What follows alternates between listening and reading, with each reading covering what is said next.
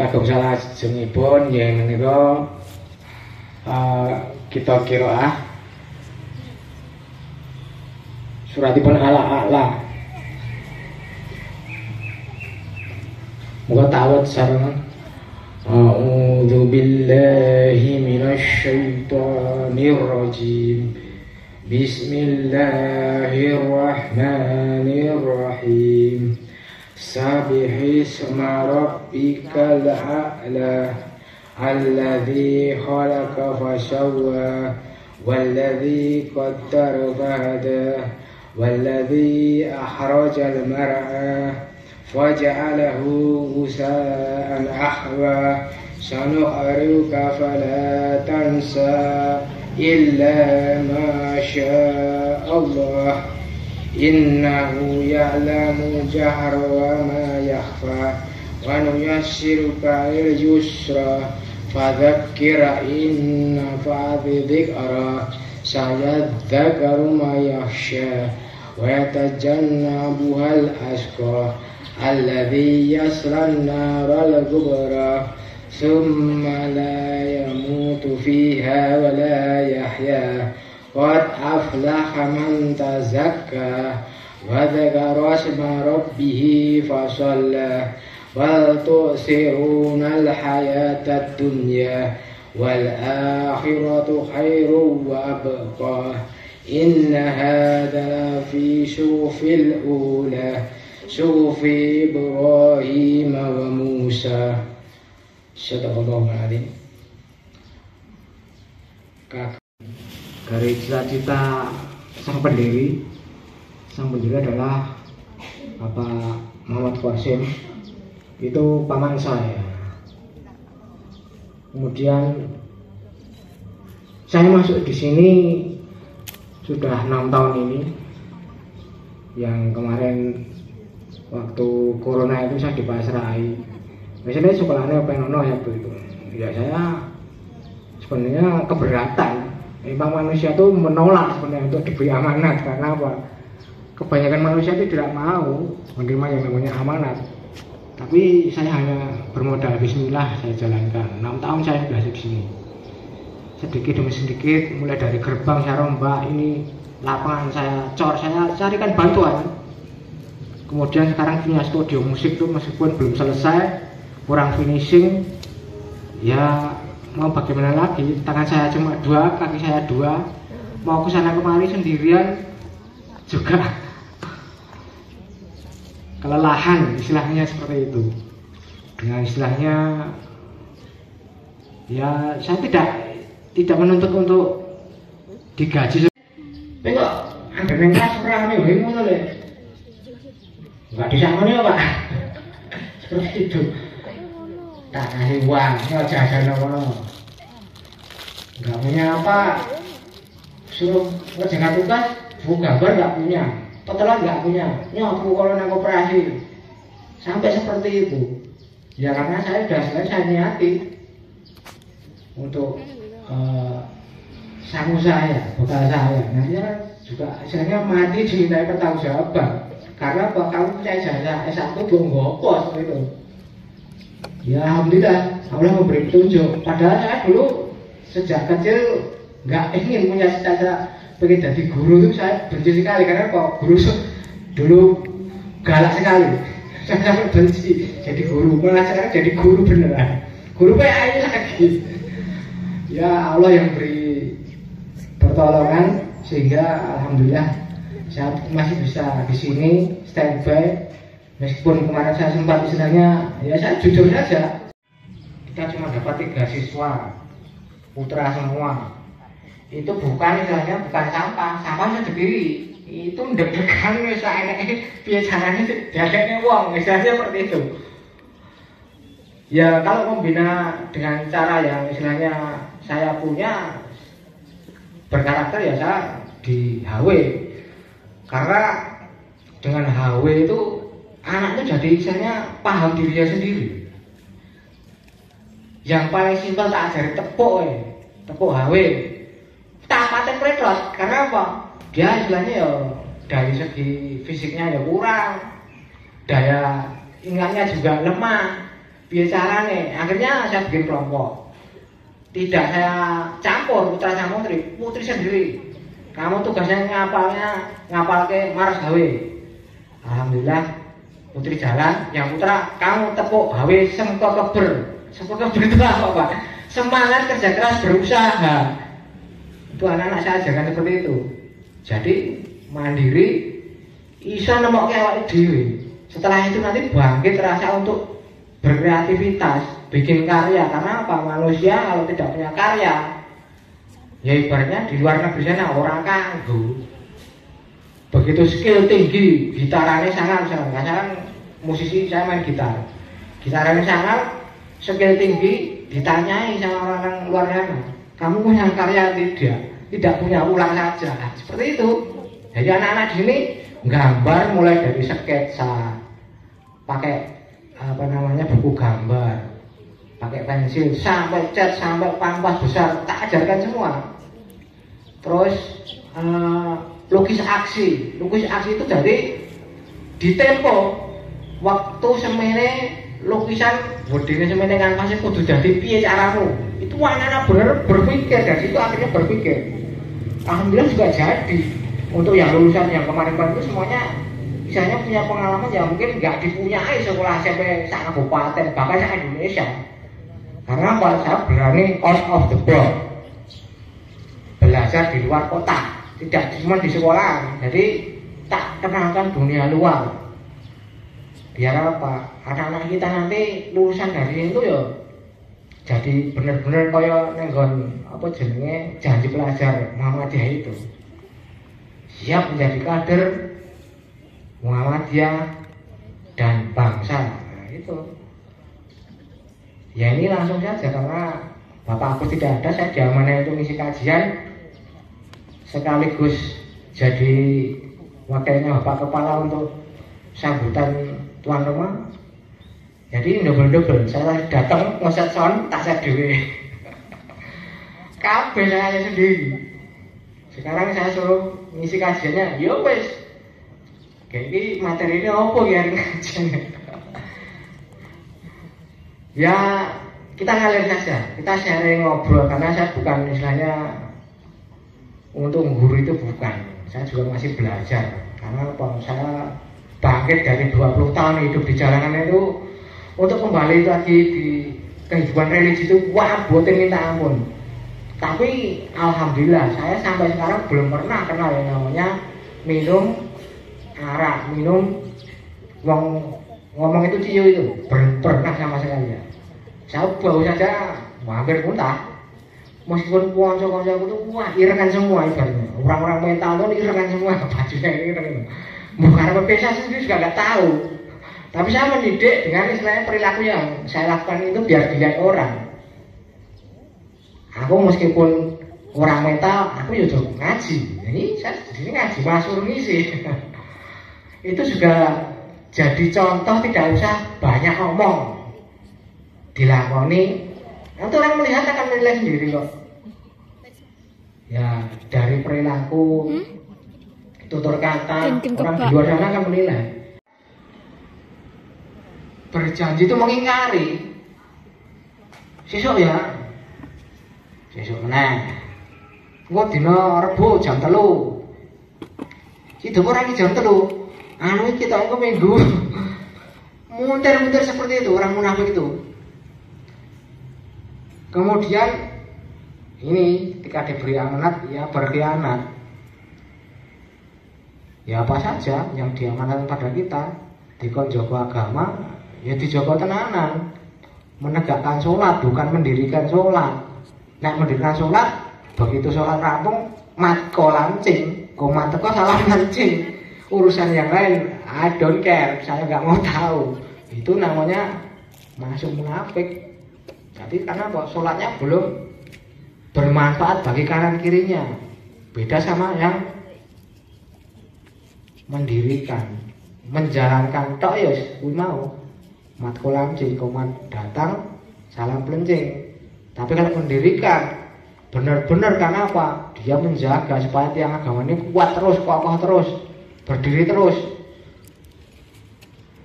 Agama tetap dijunjung tinggi, Sehingga kita menjadi apa? Orang yang seperti yang kita baca tadi, ala-ala, orang yang ditinggikan. Ala-ala itu tempat tertinggi. Tertinggi dari segala yang paling tinggi. Kemudian untuk yang lain itu nanti saya tambahkan saja materi apa ya?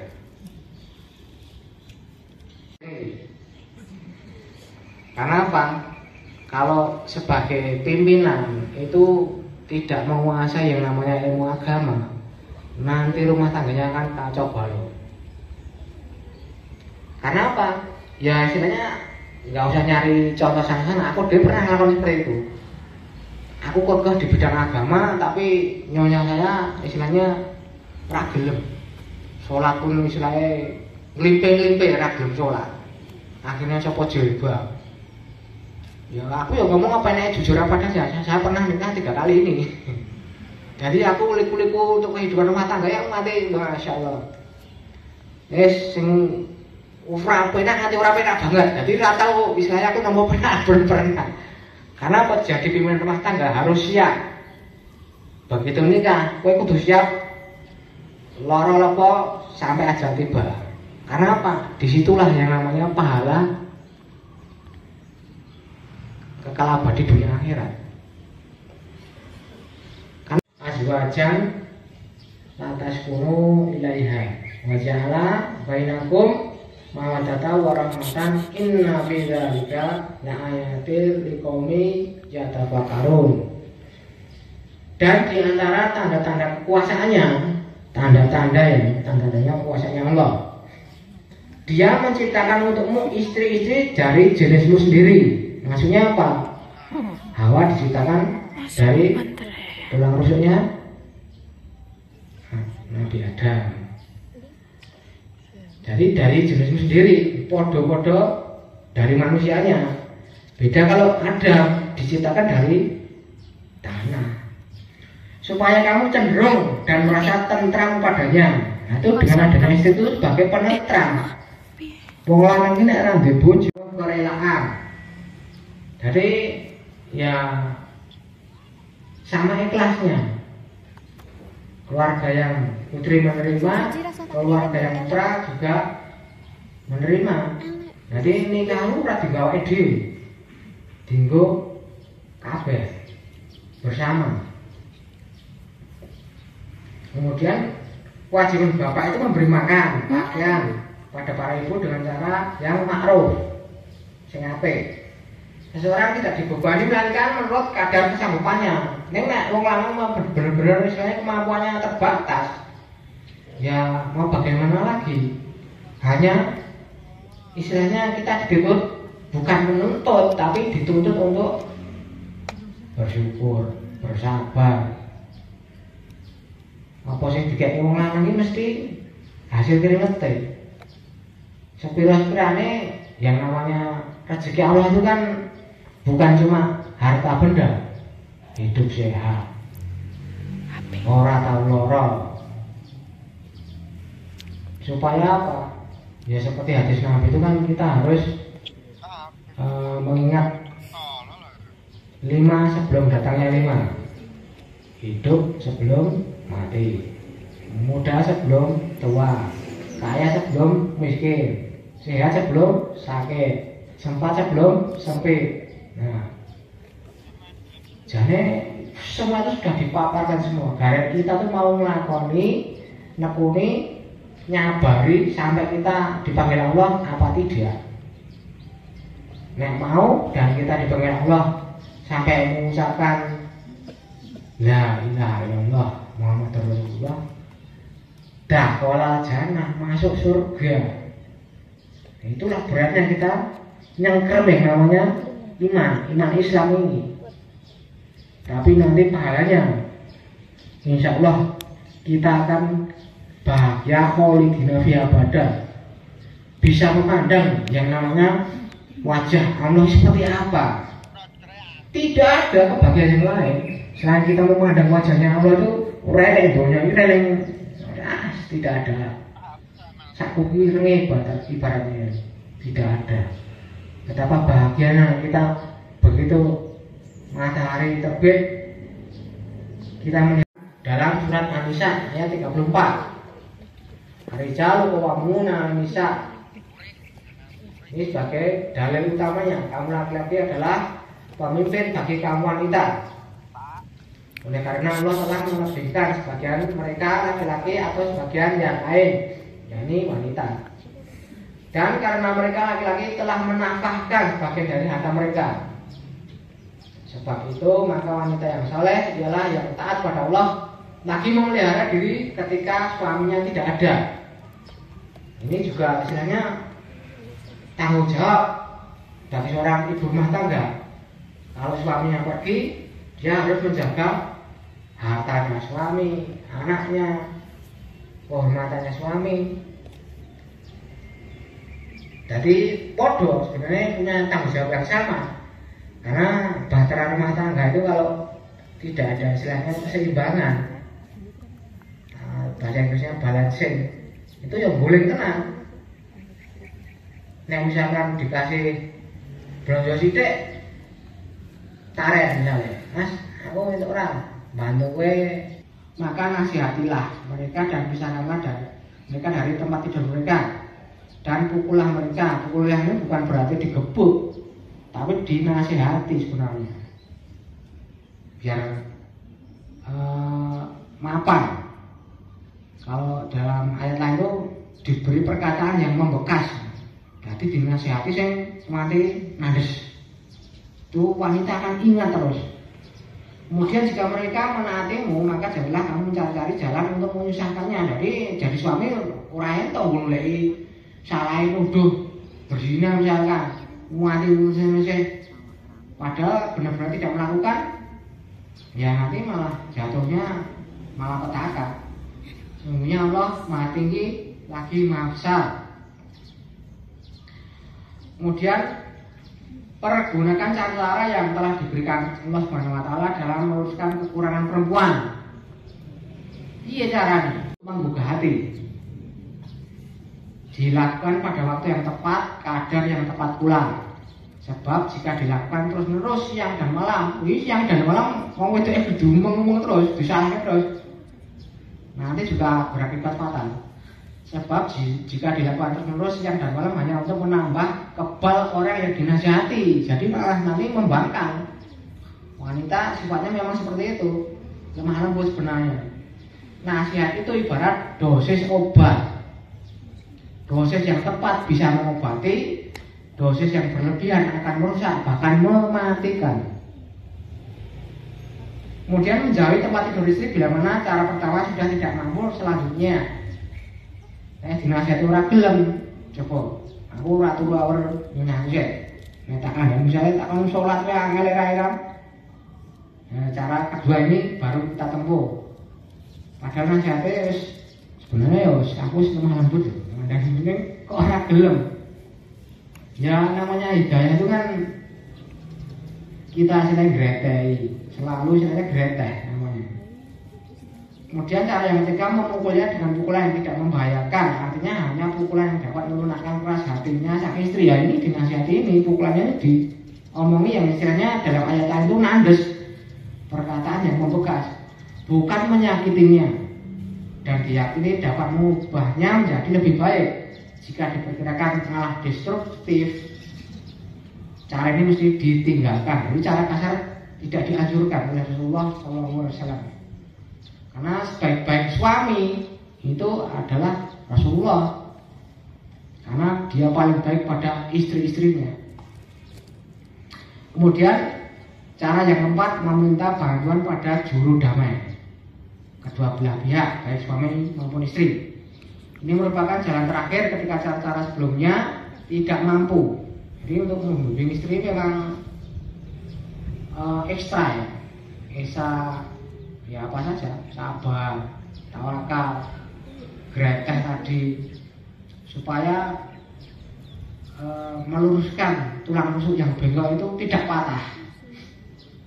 Kemudian kedua juru damai itu tentunya harus mampu memahami duduk permasalahan suami istri. Nah, juru damai ini tidak paham ya malah jadi mengacaukan, membubrahkan rumah tangga. Nah, juga muni untuk memecahkannya. Juru damai penengah tersebut gunanya mendamaikan mereka. Keempat cara itu sesuai dengan petunjuk Allah SWT dalam firman-Nya berikut. Wanita-wanita yang kamu khawatirkan semua tadi, maka nasihatilah mereka, pisahkanlah mereka dari tempat tidur mereka, pukullah mereka. Kemudian jika mereka menaatimu, maka janganlah kamu mencari-cari jalan untuk menyusahkannya. Nanti dalam surat An-Nisa tadi. Sesungguhnya Allah Maha besar, dan jika kamu khawatirkan ada persengketaan antara keduanya, maka kirimlah seorang hakam. Jadi ini juga ada dalilnya juga. Bahkan ayat Allah surat An-Nisa ayat 34 sampai 35. Jika keduanya orang hakam itu bermaksud bahwa menolak kebenaran dan merendahkan manusia yang lain. Nanti untuk dibaca di rumah, ini dalilnya surat Al-Isra ayat 37.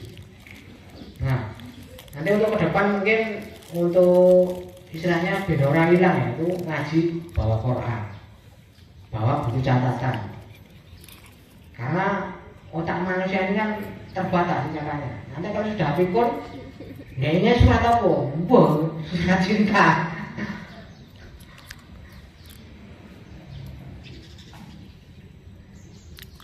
Wala tamsi fil ardi marahan innaka lan tuhrikol hadza wanita tabu lugol jibala tula. Janganlah kamu berjalan di muka bumi dengan sombong. Ini yang nasihat Allah. Karena sungguhnya kamu sekali tidak akan menembus bumi, dan sekali-kali kamu tidak akan sampai setinggi gunung. Sak sugi-sugi itu tidak mungkin, dhuwure dadi sak gunung tidak mungkin. Terus menembus bumi juga tidak mungkin. Tadi untuk inti kajiannya, bagaimana jadi suami pengayom.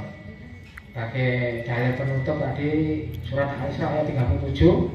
Semoga bermanfaat dan menambah ketakwaan kepada Allah SWT, dan kita dipertemukan dengan Allah dalam keadaan husnul khatimah. Bismillahirrahmanirrahim. Alhamdulillahirabbil alamin. Arrahmanir rahim. Maliki yaumiddin. Iyyaka na'budu wa iyyaka nasta'in. Ihdinas siratal mustaqim. Siratal ladzina an'amta 'alaihim ghairil maghdubi 'alaihim waladdallin. Amin. Rabbi zidni ilman warzuqni